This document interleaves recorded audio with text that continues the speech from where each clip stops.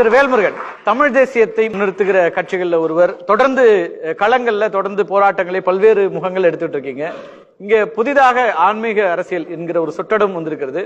நீங்கள் முன்வைக்கிற அரசியல் என்ன, மக்கள் எதை எதிர்பார்க்கிறாங்க? நீங்க என்னை பொறுத்தவரையில் நான் தேசிய அரசியலை ஆதரிக்கிறேன். எந்த தேசிய அரசியல் என்று சொன்னால் பஞ்சசீல கொள்கை வகுத்திட்ட நேருவின் தேசிய அரசியலை வரவேற்கிறேன். அதுபோன்று ஒரு மாநிலம், அந்த மாநிலத்தில் வாழ்கின்ற மக்கள் அவர்கள் ஏற்றுக்கொள்ளாத வரை இந்தியை திணிக்க கூடாது என்கிற கொள்கை கொண்ட நேருவின் தேசிய அரசியலை ஆதரிக்கிறேன். கடகோடியில் இருக்கிற ஒடுக்கப்பட்ட, பிற்படுத்தப்பட்ட, பார்த்தால் தீட்டு தொட்டால் தீட்டு என்ற சமுதாயத்தைச் சேர்ந்தவர்களும் இந்த நாட்டின் கோவில் கருவறைக்குள் சென்று பூஜை செய்யலாம் என்று சொன்ன தலைவர் கலைஞர் அவர்களின் அந்த கொள்கையை நான் ஆதரிக்கிறேன். அதுபோன்று தந்தை பெரியார் அவர்களுடைய பகுத்தறிவு, சமூக நீதி, சமத்துவம், பெண் விடுதலை என்று சொல்லக்கூடிய இந்த ஒப்பற்ற லட்சியமிக்க அந்த திராவிட கொள்கைகளை நான் வரவேற்கிறேன். அதுபோன்று ஏழை மக்கள் அனைவருக்கும் பசியால் பட்டினியால் கிடந்துவிடக் கூடாது என்பதற்காக உணவளிப்பதற்கான ஒரு தலைவரை கொண்டு வருவதற்கு காரணமாக இருந்த பேரறிஞர் அண்ணா அவர்களின் சுயாட்சி, மாநில உரிமை குறித்து ஓங்கி இந்திய நாடாளுமன்றத்தில் குரல் ஒலித்த அந்த திராவிட கட்சி, நான் அந்த அரசியலை நான் வரவேற்கிறேன். ஈழத்தில் நடந்தது மாபெரும் இனப்படுகொலை தான். அந்த இனப்படுகொலைக்கு சரியான ஒரு தீர்வு தனித்தமிழ் ஈழ ஒன்றே தீர்வு என்று சொன்ன புரட்சி தலைவர் ஜெயலலிதா என்கிற அந்த அம்மையாரின் திராவிட அரசியலை நான் வரவேற்கிறேன். ஆனால் வேல்முருகன் எந்த ஆன்மீக அரசியலை வரவேற்கிறேன் என்று சொன்னால், வாடிய பெயரை கண்ட போதெல்லாம் என்று சொன்னானே என் முப்பாட்டன், நான் பிறந்த என் மண், வள்ளலார் பிறந்த அந்த ஆன்மீக அரசியலை வரவேற்கிறேன். மதவெறியால் சக மனிதனை மாய்த்துக் கொள்ளுகிற அரசியல் அல்ல. நான் எந்த ஆன்மீக அரசியலை எதிர்க்கிறேன் என்று சொன்னால், ஆண்டாண்டு காலமாக கிறிஸ்துவனும் முஸ்லீமும் இந்துக்களும் தாய் தந்தையாக, அண்ணன் தம்பியாக, மாமன் மச்சாக உறவாடுகிற உறவு முறையை அழித்தொழிக்கிற, எங்கள் பல்லாயிரம் ஆண்டுகள் பழமை வாய்ந்த பாபர் மசூதியை இடித்து வெறியாட்டம் போடுகிற இந்து மத வெறி அரசியல் அல்ல, அந்த ஆன்மீக அரசியலை வேல்முருகன் எதிர்க்கிறார்.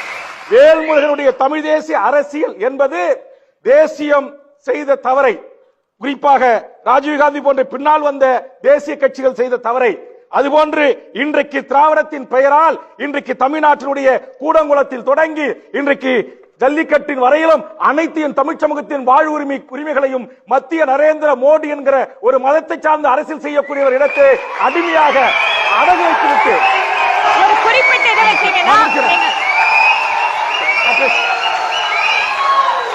இன்றைக்கு கூடங்குளம் ஒரு இல்ல இது வந்து ஒரு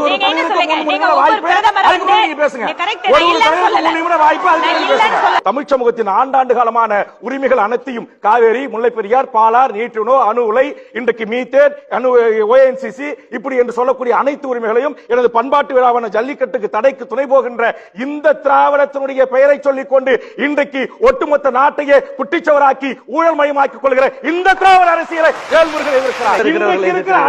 அடிமை OPS EPS அரசியல் இந்த திராவிடத்தில் இதற்கான மாற்று அரசியலை, மக்களுக்கான அரசியலை, மொழிக்கான அரசியலை, இனத்திற்கான அரசியலை முன்வைப்பதுதான் தமிழ் தேசிய அரசியல். எல்லா விதமான சாக்கட அரசியல் என்று சொல்வதை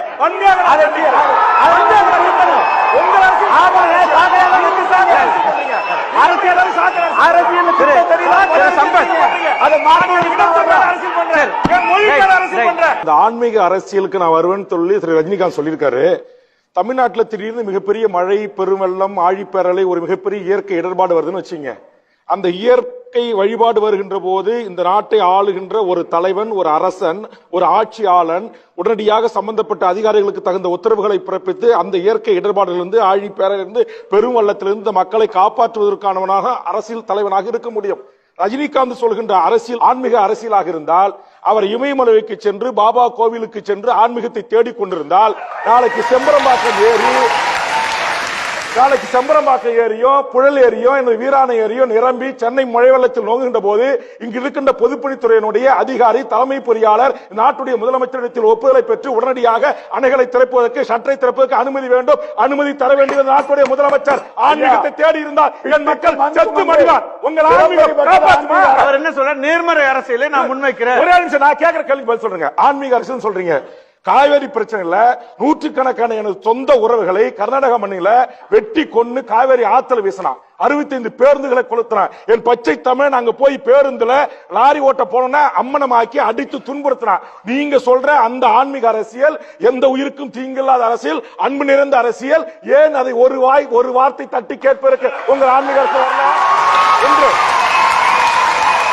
600 மீனவர்களை காக்கை குருவியை சுடுவது போல் சிங்கள பேரினவாத ராணுவ அரசு எங்கள் இந்திய பெருங்கடலில் சுட்டு கொண்டா. உங்க ஆன்மீக அரசியல், உங்க அறவழி அரசியல், உங்க நேர்மையான அரசியல், உங்க அன்பு செலுத்துகிற அரசியல், எல்லா உயிருக்குமான நியாயமான அரசியல், 600 மீனவர்களை சுட்டுக் கொண்ட சிங்கள பேரினவாத அரசியல் அடாவடித்தனத்தை திரு ரஜினிகாந்த் அவர்கள் ஒற்றை வரியில் என்னைக்காவது கண்டித்திருப்பாரா? உங்கள் ஆன்மீக அரசியல் பேசுகிற ரஜினிகாந்த் அவர்கள் சாதி மதத்தை கலந்து நான் அரசியல் செய்வேன் என்று சொல்லக்கூடியவர்கள், தொட்டால் தீட்டு என்று சொல்லக்கூடிய பிள்ளையுடைய மருத்துவ கனவை பாழாக்கியது அநியாயம், அக்கிரமம். ஒரே ஒரு முறை கண்டித்திருப்பாரா?